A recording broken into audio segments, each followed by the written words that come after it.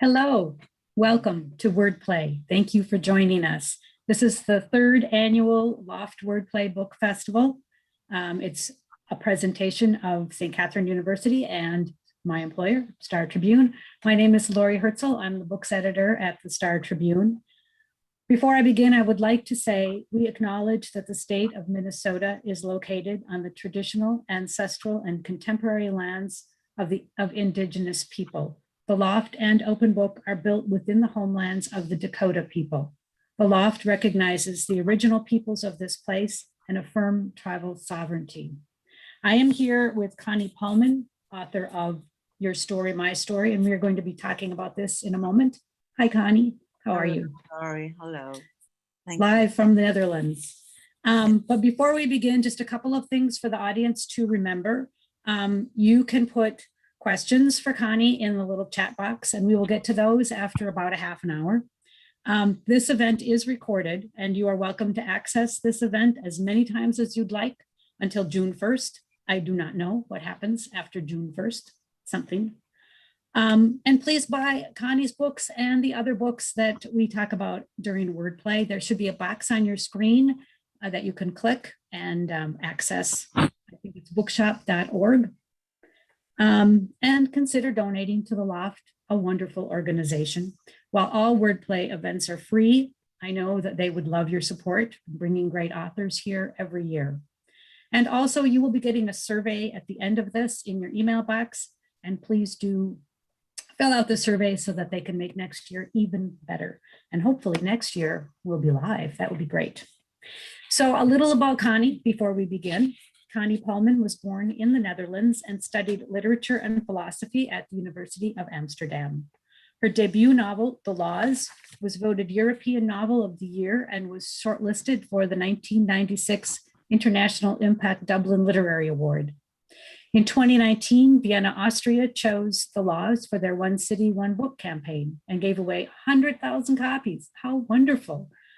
To Viennese bookstore and library patrons. What a great thing.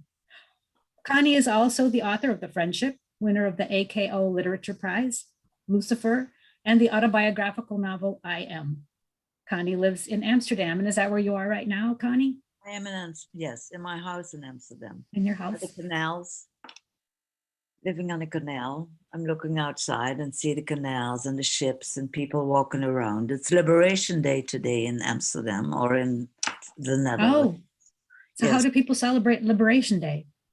Well, yesterday it was the day that we celebrated that we were freed, and that we celebrate all the victims of the war and all the Jews and the Holocaust victims, and then we have the flags halfway, so we express our sadness and our mourning with the people who grieve for the lost ones.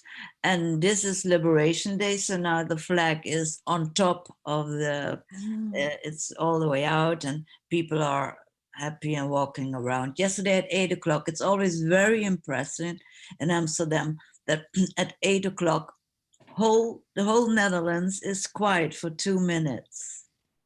Really? 2 minutes long, yes. And there were pictures on Instagram or Facebook that young people step down who are crossing around to deliver food to people. Everyone is ordering food in this Corona age.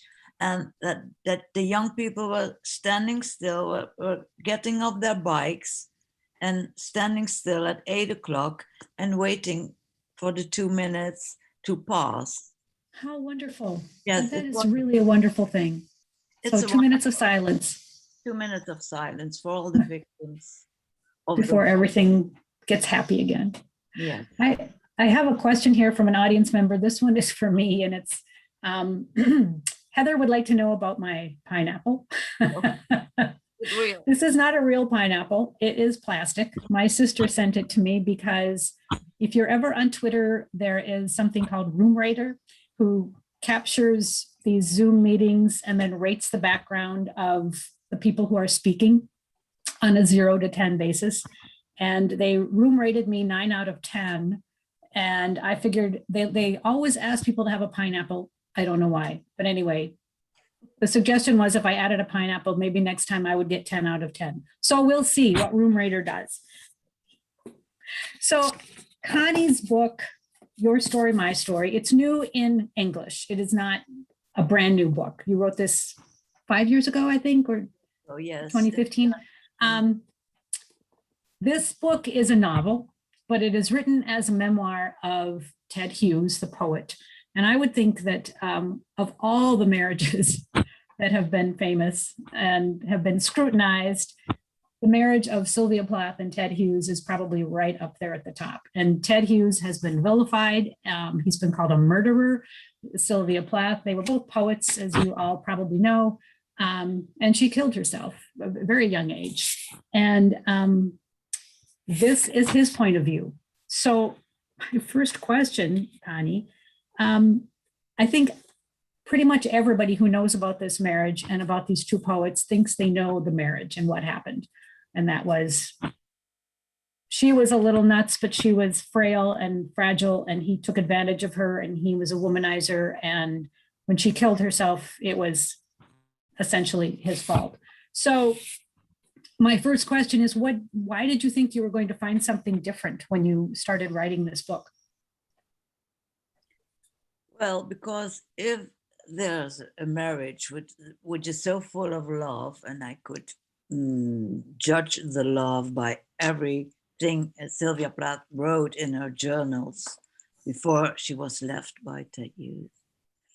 So there's that the story that he's her murderer can't be true. And every biography I read about both of them, and of course, every biography on Sylvia Plath is also on Ted Hughes. And I was really sometimes horrified by that Ted Hughes, still alive, had to read about himself in every biography as about himself as a bad person, as a villain, and as a killer of the genius Sylvia Plath. So I was waiting, or I was always in thinking it must be a difference. There must be a different story, the story of Ted Hughes. And then in 1988, there was birthday letters, the 88 poems Ted Hughes wrote about his life with Sylvia Plath, about his love, about meeting her, about having children with her, about being married to her, about loving her, about how difficult it was, how great it was, how exciting it was, and how sad it was sometimes, and about falling in love with another woman. So for the first time, he spoke out. For the first time in 30 years. No one ever heard from Ted Hughes. He never defended himself, but I could understand if you defend yourself, you're a loser. So this, and I loved those poems, were so beautiful, so full of love, so full of understanding for understanding of this wonderful person, this wonderful, difficult person Sylvia Plath was, and his love for her poems, his love for her talent. So I love those poems, and I used those 88 poems to write a monologue, which is quite a theatrical form, but to write a monologue and giving a voice, a voice in prose to Ted Hughes. Not to defend him, but just to make him subject again, to not object, not a passive person, but someone who spoke out, full of love. And it was, well, that was, that when I chose to write a monologue, which is quite a difficult form to write a novel in, it's theater, you have to love the voice you're in, and it's the male voice. So it was quite a difficult form to choose, but and he's a poet, so I had to use quite a poet, the language of a poet, and I'm really a novel writer, so I'm not that poetic. But the moment I started and I read all those biographies on Sylvia Plath, I read all those poems, all those journals, all those letters. I was so filled with two persons, with Sylvia Plath and with Ted Hughes. And then I chose to tell his story. And I could love her more than I could before I started this book. I loved her, Sylvia Plath, through Ted Hughes. The moment I started to write this book, well, he took me away. He took me on his wings, and it was like the book. I wrote the book in 10 months. I studied for 8 years, I must honestly say, but I wrote a book in 10 months, which for me is an absolute record. You did research for 8 years, is that what you said? And wrote it in 10 months? Yes, that's wow. right. Yes. So he was like completely in your head. He was in my head and in my heart, and I was kind of in love with him. I lost my husband before I started writing. I lost my husband, an older man, also a very beautiful man, just like Ted Hughes, very attractive, very round, big man, beautiful man. Oh, this is my beautiful man. Well, yes, and so and when you mourn, when you're and I was married for 12 years to my husband, and when you mourn a person, you're still full of love. And in fact, you don't know where to go with your love, and with the very physical part of love. I'm not talking about sex, but the physical. Oh, you yearn for a body. And I think that I put all my rest of the love I still felt for my husband, I all sent it to Ted Hughes, and at the same time wrote like him. So it was a rather mixed up feeling, being the creator of my Ted Hughes and loving him very much, and through him loving Sylvia Plath very much. But it worked.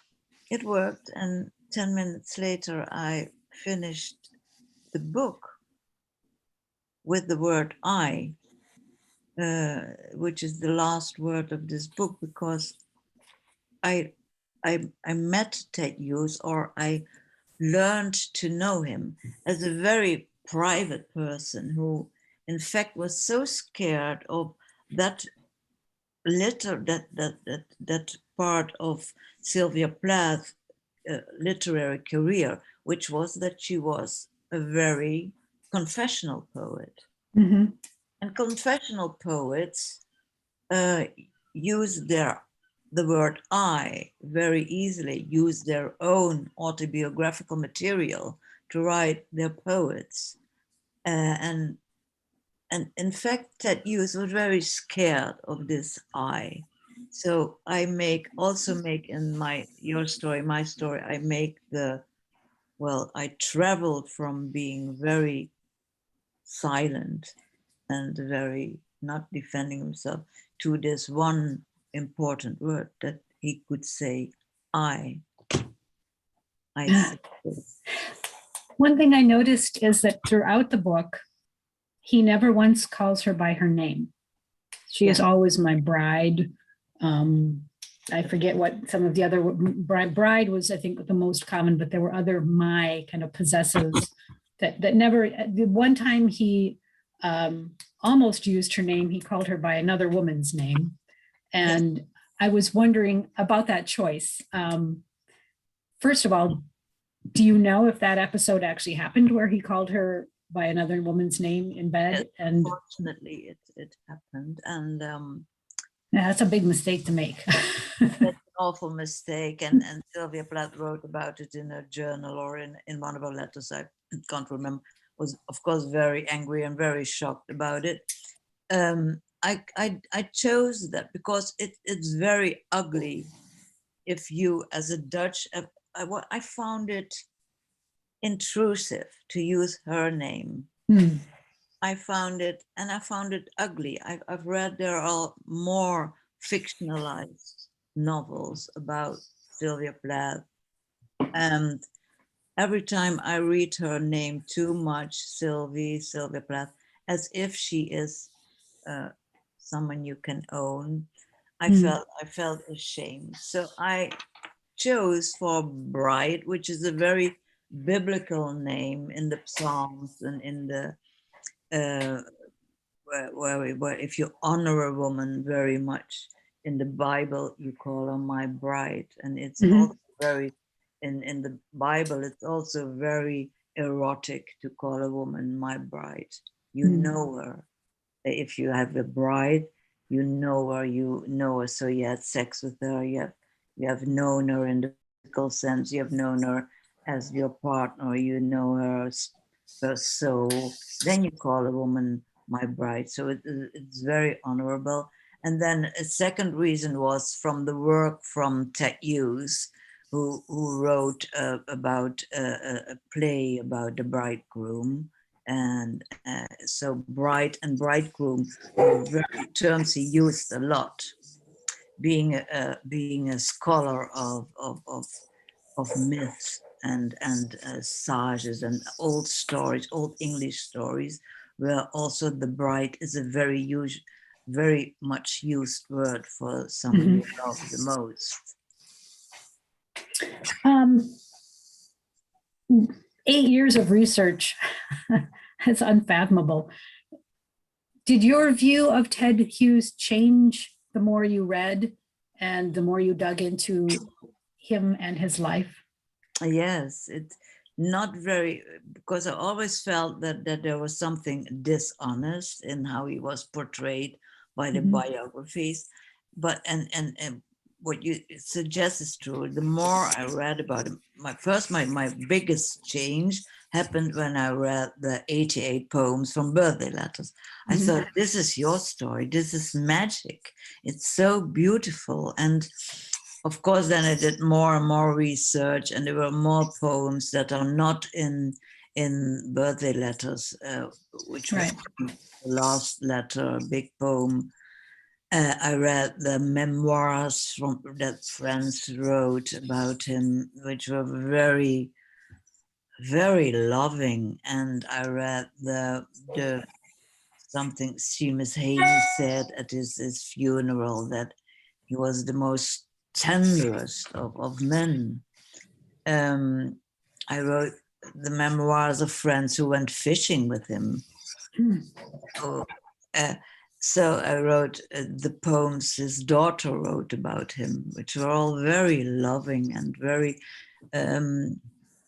So yes, I started to love him really very much. I could understand the huge love Sylvia Plath felt for him.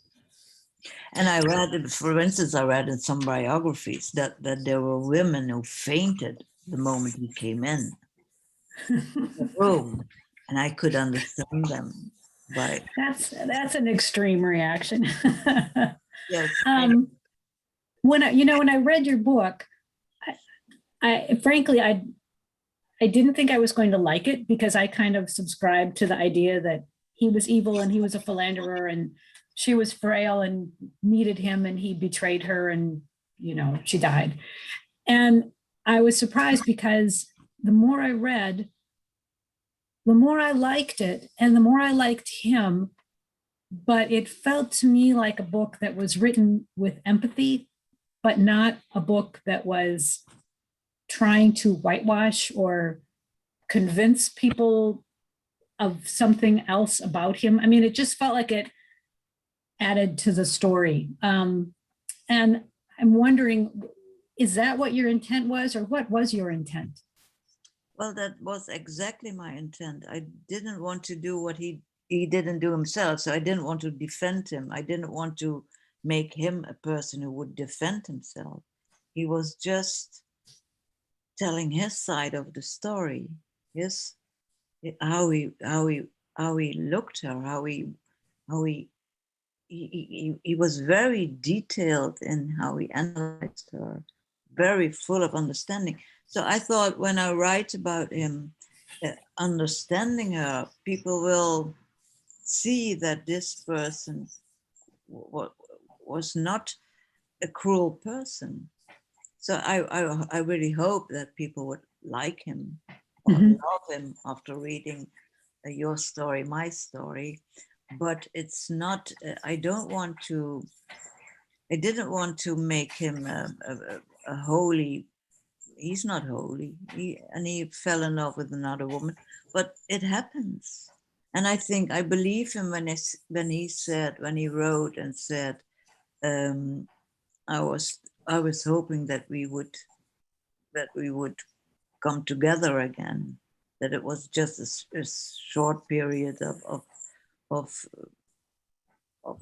do you say that, a short period of breakup. Separation, yeah. Yes, and so I believed him. I mean, it's the same in life when people get divorced, and the one tells you this story, the other one tells you that story, and it always gives you the impression that you have to choose. But it was, of course, there was something really not fair in Sylvia Plath having 35 biographies, which are all in my bookshelves here, and he had one only, and not. Right. So it was like 35, 100,000, millions of people were defending Sylvia Plath, and no one was defending Ted Hughes. Not even Ted Hughes himself was defending Ted Hughes. And I think he needed a woman to do that. It happened. That's interesting. Yes. Because why? Well, because if a man would defend him, it would be more like, well, men do cheat. What happens? Shit happens. But if a woman defends him, it is from an understanding of how it is to be loved by him, how special he was as a loving person. So I was not, I understood him as a very tender person. And I think but yeah, I think they believe women, if a woman writes that about a man who cheated on his wife, then I hope they believe me. It's not, I'm not defending that he cheated on her, but it happens. It happens. And also, I mean, she sounds like a handful. I just want to remind the audience, you can buy this book. There's a button down on the bottom of your screen. Very easy, one-click shopping. And please send questions in the chat box, and we will get to those in a couple of minutes. I wondered, Connie, because there are so many words written about Sylvia Plath and so few written about Ted Hughes, and he himself, I think he said because of his children, he just didn't want to publicly get into anything. So his only defense was his poetry. And there is this sort of, I'm not sure the word isn't cult or movement, but this surge of people who defend her and believe she was quite wrongly treated. And have you gotten pushback with this book? Have there been people writing you and saying, how dare you defend this man, or how dare you try to give him a voice? Well, not in my country and not in France, where it was, it was on the front of Le Monde littéraire. It's like in every country he's understood differently. But I had an awful reaction of someone like Peter Steinberg, who was the editor of the letters, and I sent him my book. I thought but he wrote about it like a child. This is a bad book, and it almost like it had to be burned. an overreaction. I was so shocked. But that was the only, and it was just a really silly, creepy reaction. But it was the only silly reaction I had. Wow. There's no one who told me, why are you defending a murderer? No one. It's like that kind of harsh reaction has disappeared. I mean, he's also defended by Germaine Greer, who told about this second rather aggressive feminist movement where she was the queen of this movement. And she said we needed a heroine, and we chose Sylvia Plath because of her poetry, especially the poets in Ariel, which are funny, which are intelligent, which are rough. They're very good. So he said we needed a heroine, and we chose Sylvia Plath. And then we needed a killer, and we chose Ted Hughes. And she felt very, she realized that they had chosen a person to be a scapegoat. The person, he killed our heroine. So it was also a story of a heroine killed by a villain, which was created by history, by the history of feminism. I didn't realize that. So this was a very deliberate choice. It was a very deliberate choice. Interesting. Yes, it was a very deliberate choice. And I mean, you also have to understand why Sylvia Plath has become such a heroine. Of course, there are always movements behind a person to push a person towards fame, towards this enormous fame.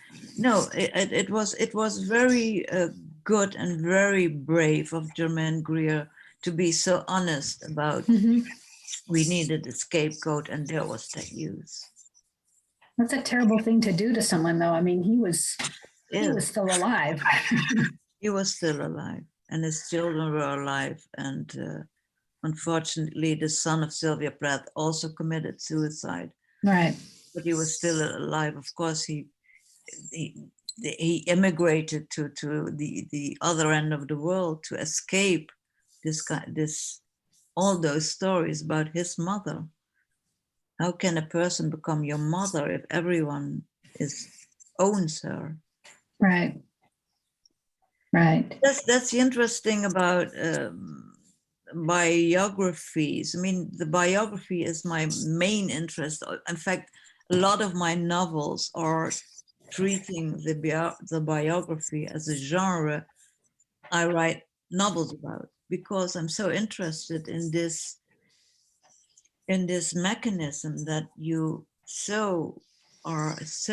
define the fate of a person by talking about him, by reading about him or her, by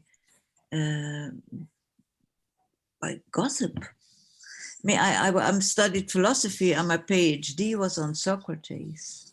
And I said Socrates is killed by gossip. He was forced to drink this, poison, because he became too famous. He was too loved by the youth, and he was considered by the government of Athens to be a dangerous person. So they started to, he got a name through the youth. Young people said, he's great. He tells us, he learns us how to think for ourselves. And then the Athens became scared of his force, of his power. So well, that's my PhD. He was killed by gossip. So gossip and the way you are of big influence of that, when you talk about people, that you are influencing the lives of people. which So is incredible. you read these biographies of Sylvia Plath. Were there some that stood out as this seems fair, this seems even-handed, or did they all feel sort of like hagiography or? Well, they're very different. In fact, the best biography came out a year ago, so 4 years after I published my book, which is the huge biography by Dr. Heather Clark. And that's a very intimate and very balanced biography. She's not demonizing Ted Hughes. She's very fair about the marriage, about the love they had, about Ted Hughes as a person, as a poet, as a loving person, as a father, as a friend. So she's very realistic about she's more realistic than any biography I read about the marriage and the love between the two of the poets. And it's a very detailed biography, and it's like she's been walking next to Sylvia Plath for the 30 years of this short life, and very fair to Ted Hughes. And there's some biographies, for instance, the biography by Anne Stevenson was a very controversial biography because she was so critical about Sylvia Plath.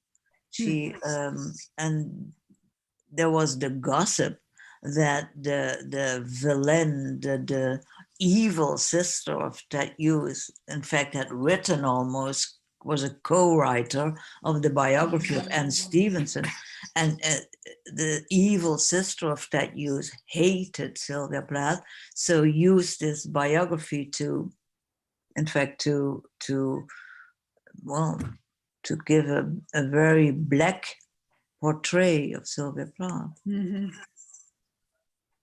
And the sister shows up in this book as a character, and she is not sympathetic to Sylvia Plath. Alwyn Hughes was not someone should write a biography of Alwyn Hughes. It's fascinating. She was a character. I wanted to ask you too, you did 8 years of research, but this is fiction. Yeah. And there are books that use real people as characters, and there's books that use real people as main characters, like Curtin Sittenfeld's novel Rodham, which came out last year, and in which she imagines Hillary Clinton's life if she had not married Bill. It's clearly meant to be fiction. Hillary did marry Bill, right? So it's clear once you get into the book, the first part feels like this could all be true stories, but then it diverges. This book follows reality with real characters, but is not biography and is not memoir, obviously. So is there a responsibility of a novelist to tell the story straight or as honestly as possible, or because it's fiction, does anything go and it doesn't matter if you have made up scenes in here that might change people's views of the actual poets? Yes, in fact, it's a huge responsibility. I wrote more novels. It's my 7th or 8th book. In every, I also write essays about novel writing. Mm-hmm. And as a philosopher and as a novelist, I wanted to change the idea of what fiction is. Fiction is not a lie. Fiction is not only what you make up. Fiction is something you find daily in your life. For some people, God is a fiction. For some people, God is not a fiction. Is a reality. Mm-hmm. But love, hate, they're all concepts that need fiction to understand. We need our imagination to understand this world. I write novels, and that's where my responsibility goes. Well, when I use real persons, is that I give signals in this novel how to handle reality, how personal a view of reality is, how personal Ted Hughes is, how subjective his view is, how much is made out of language. So if you give in a novel, you give signals of that people are reading a novel, and that the novelist, the writer, me, has thought about reality and fiction, how they influence each other, how dangerous it is to tell stories, and how you should handle stories. Well, that the responsibility is in showing that you know your responsibility, showing that you know that you thought about the difference between real and fiction, or about their likeness. Every writer who's thinking, I said that I was reading the biography of Philip Roth. Philip Roth was only educating his readers about reality and fiction, about real and not real, about made up and reality. It is a very interesting relation. I mean, am I real when I'm on a screen and on a laptop in Minnesota? Am I real? Kind of. But I'm also a bit not real. I think you can. There's a development. I know I used the wrong word, but you can tell that literature is more and more depending on reality. Because we had reality TV, the big brother's watching you, because reality, and your President Trump has a big part in it. Reality has become so untrustworthy that we need fiction again to make reality real. That's what you see in literature nowadays. The authors, the fiction writers are telling people what is real again. I like that. I think that's right. I'm going to write that down. Good.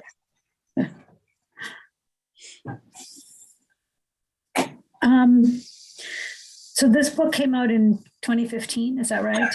Yes. Okay, and since then, there have been letters that have come to light that Sylvia Plath wrote to her former therapist, who had remained her friend, in which she said that Ted Hughes abused her and I think beat her. Do you wish you had known about those letters before you wrote this, or is that kind of immaterial because letters are not necessarily reliable either? No, I wrote about it in your story, my story, in her letter to her psychiatrist. She writes, in fact, he hit her once when she was tearing up his scripts and his texts and his manuscripts. And he got angry and he slapped her once. Yeah. And that's in my book. It's not, right. I'm not hiding that. And he's not hiding it. So he said he feels sorry about it, but he did. And he scratched her, and she writes in the letters, I scratched him. I had his skin under my nails. People fight. Okay. It's not that bad. It's not, and she wrote those letters to her shrink, which is, and her relationship with the shrink is for anyone who wants to write about Sylvia. Look at the relationship with the shrink. It's so interesting. It's so unhealthy. She was a very scary person. She became a priest afterwards, and she had a very unhealthy relationship to this vulnerable woman who was her patient, and she made this patient so dependent, and she she ruined, how do you say in English? She ignored every border or limit of her profession. It was very unprofessional way she handled her patient, but and that's why those letters are too intimate. They are letters to a friend, but at the same time she's a shrink and she wants advice. Sylvia Plath wants advice. And I mean, Ruth Boyshaw, the psychiatrist, has always felt guilty about not saving Sylvia Plath. Has realized that she was beyond her, that she handled beyond her profession. The letters are written in her most vulnerable state at the moment Ted Hughes left her, that she found out that he had fell in love with another woman. And of course, you don't write nice letters about your lover then, about your husband. You write angry, you write that he's a prick and he's a jerk and that you hate his guts and that you want to kill him. You don't write he's such a... Yeah, she also wrote, I can't live without him. So no, I was not shocked at all. And the slapping once, she also writes about it once. It was not that he was an abusive person. It's in the book. Yeah, I remember that scene where he said it was the only way to stop her. He tried everything else and she was kind of out of control. In one interview you did, and then we'll turn to audience questions after this because we have quite a few piling up here. You referred to this book as your Judas book, and I was wondering if you could explain what that meant. Yes, that was a big project that I have to explain then a little bit about the book I wrote before this book in Holland, but also in Germany and France and in other countries, translated in a lot of countries, which was called Lucifer. And Lucifer is, of course, the person in the Old Testament who is the personification of evil. And in the New Testament, it's Judas. I was investigating that whole very difficult attitude of being a betrayer. Who's betraying who? And I remember the Oscar Wilde said so beautiful that every famous person will get his Judas in his, and mostly it's his best friend who wrote about him, who tells about him. So I'm back to what I told you about Socrates being forced by gossip to kill himself. So I was looking at this, who is the Judas? The writer is always a bit a Judas, is always telling what he sees, what he is analyzing, what he's mostly writers are a bit secretive. They don't tell you right away what they think about you. And they rather write about it than tell you in the face that they don't like you, or that they like you too much, or that they think you're not. So writers are always have this Judas kind of have this side of the character is a bit of a Judas.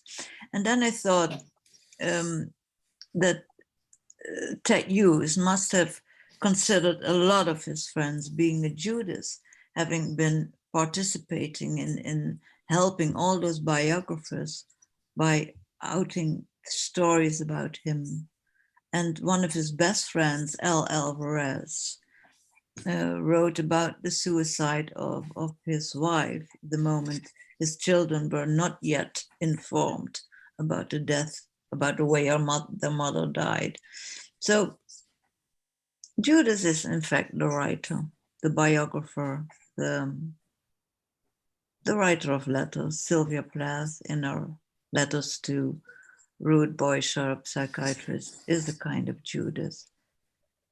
We're betraying each other. Right. We talk about each other. And we like the bad stories. I mean, people think about themselves, I'm such a good person. People are like me, they're telling good stories about me, but that's not true. People like to tell bad stories about you. They like to tell evil. They like to tell that you're a bitch. The moment that you're out of the room, they say she's awful. That's what people like. They don't say you're great, you're an angel, you're adorable. They don't say that. They say you're a bitch. That is a bleak view of human nature, but probably a very accurate one. We're going to turn to some of the audience questions. Just a reminder once again, here's the book. It's beautiful. Although, can you hold up the other version? Yes, the Dutch one. The Dutch one has such a great cover. Is the Dutch. Isn't that lovely? So they both have fox and bird, but very different. Very different, but a marriage between two very symbolic kind of animals. Ted Hughes always considered his soul to be a fox. His talent was the talent of a fox. And Sylvia was a kind of bird, kind of little picking bird. Yeah, I love how they're together. I also love the American cover. Also, so yeah. So you can buy this. There's a button on your screen, easy to get to. Feel free to add some questions here, but we're going to start with some questions here. This one, you've sort of answered half of this question. How did exploring Sylvia and Ted in a fictional context change your view of either or both of the real life people? And you talked a little bit already about how it changed your view of Ted, but how did it change your view of Sylvia Plath? Well, I loved her more after I could love her more through Ted Hughes. I found her rather difficult in reading about her in some biographies. I thought she was egocentric and a bit of a not my kind of woman. And the moment I got myself into the head of Ted Hughes, I loved her more than I loved her before. And after reading the biography of Dr. Heather Clark, and I even started to admire her more than more than ever, because Heather Clark is so making clear how her life was about writing, and how her suicide was that there was already always this grain of self-destruction in her heart since her father died when she was very young, when she was 8 or 9 years old. That, and I know something about mourning, and I know that mourning can do that to you, that life becomes not worth, it's not worthwhile to live. And for such a young child to live without a father and with a very demanding mother must have been very hard for her. So I felt much more sorry for her than I did before. I loved her more than I did before.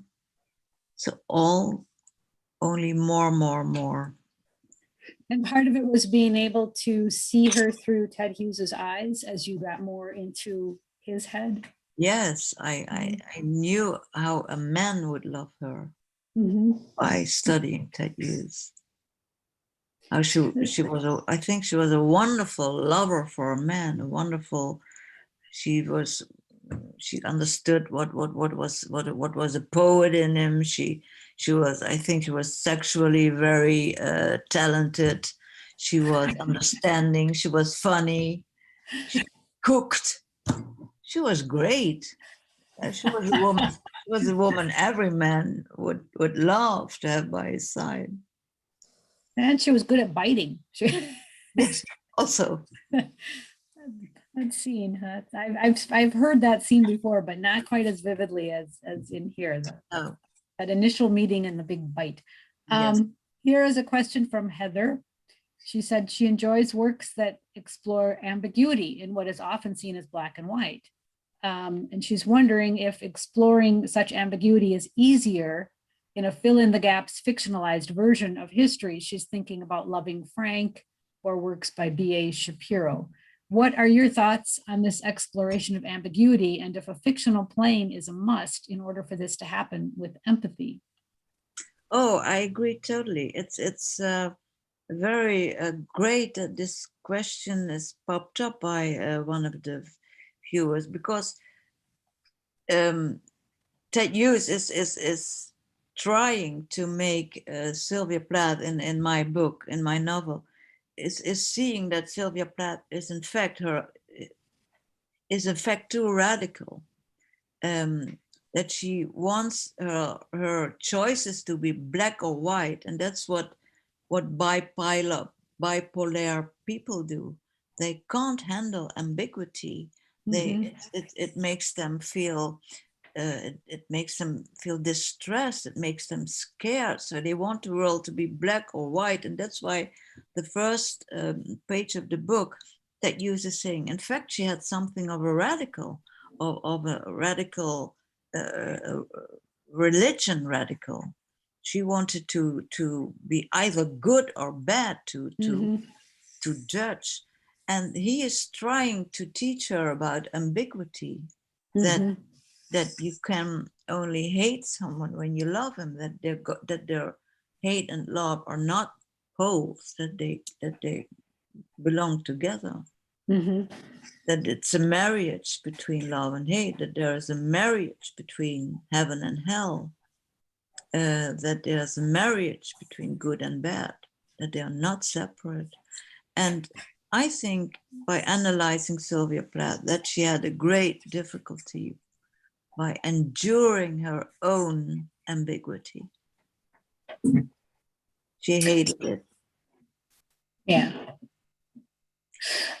Question, would you talk about the process of translating this book into English? And this might be a good moment for you to read just a paragraph or so from your original. Yes, an original. It sounds Swedish to your people, but it's Dutch, and I must say, not Swedish. It's not Swedish, it's Dutch. And the translation, I had a lot of reviews of your story, my story. They're all full of praise for the translation. And I love the translation. There are two translators, two women, one English, one American. They work together, very, very, very intimate. And I think it's a great translation. But this is the Dutch first 15 sentences in Dutch. Voor de meeste mensen bestaan wij alleen in een boek, mijn bruid en ik. De afgelopen 35 jaar heb ik met een machteloos afgrijzen moeten aanzien hoe onze echte levens bedolven werden onder een modderstroom van apocryfe verhalen, valse getuigenissen, roddels, verzinsels, mythen. Hoe onze ware, complexe persoonlijkheden werden vervangen door clichématige personages, vernauwd tot simpele imago's, op maat gesneden voor een sensatiebelust lezerspubliek. En dan was zij de broze heilige en ik de brute verrader. Ik heb gezien. Which part of the book? The first 15 lines in the book. That's the opening of the book. I have remained silent until now. Yes, to most people we exist only in books, my bride and I. For the past 35 years, I've had to watch with impotent horror as our real lives were buried beneath a mudslide of apocryphal stories, false witness, gossip, fabrication, and myth. How our true, complex personalities were replaced by hackneyed characters reduced to mere images, tailor-made to suit a readership with an appetite for sensationalism. And in all of this, she was the brittle saint and I the brutal traitor. I have remained silent until now. So some years ago, I interviewed Per Pedersen, and he talked about the translations of his books. And he said he got deeply involved in the English translation, and to the point where he said he was sort of using the translated version as kind of a rough draft and then rewriting it. And because he cared so much about the rhythm of the sentences, even down to how many syllables there were, he said if he had the word that was kind of the right word, but it was 2 syllables and he needed 3 syllables for the meter of the sentence, he would have to rack his brains till he came up with the 3-syllable word. So he was very involved that way. Did you get involved in the translation in any active way? No, not that active. The only pretty active. No, not that active. Well, I think everyone on earth thinks that they speak English very well and understand it very well and read it very well, but that's not true. English is a very, very difficult language, and I felt totally dependent on those 2 wonderful translators to do well. I couldn't have done it myself, and I could correct sometimes.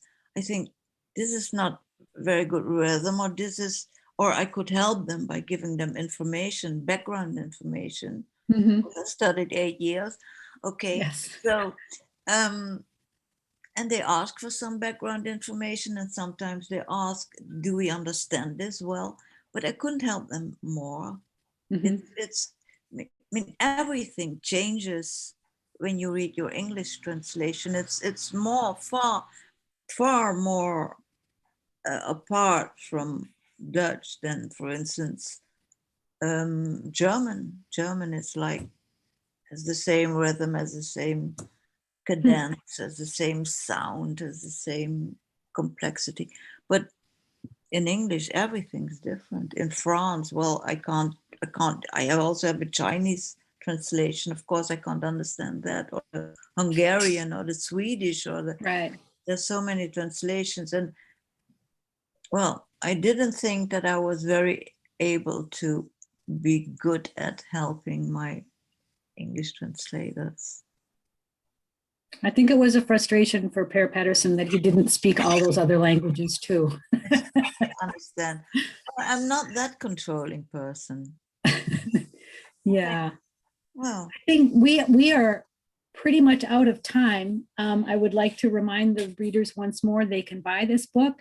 Also, there is a survey coming to your email boxes that Loft Wordplay would really appreciate your filling out. I'm sorry we didn't get to all of the audience questions. I should have stopped asking questions earlier. But anyway, I wanted to say thank you to the audience, and thank you to Connie Palmen and all the other authors, and to Loft members who make these events possible.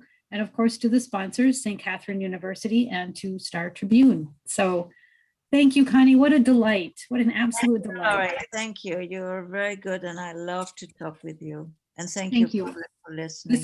This is a really, really, really good book. So I hope you all buy it. Thank you. I believe we are